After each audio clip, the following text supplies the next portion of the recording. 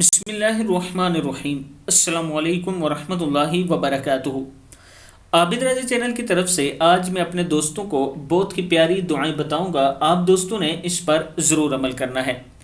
ساری پریشانیوں دور کرنے اور آسانیاں حاصل کرنے کے لیے یہ قرآنی دعا اور نبوی نسخہ ہے۔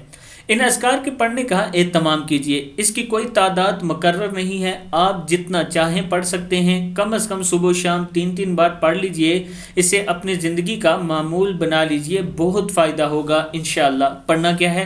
بسم اللہ الرحمن الرحیم۔ جزا اللہ عنا سیدنا محمدا بما ہوا اہلو۔ دوسری دعا ہے استغفر اللہ الذی لا الہ الا هو الحی القیوم واتوب الیہ۔ تیسری دعا ہے یا ذا الجلال والاکرام۔ چوتھی ہے لا حول ولا قوۃ الا باللہ العلی العظیم۔ پانچویں ہے لا الہ الا انت سبحانک انی کنت من الظالمین۔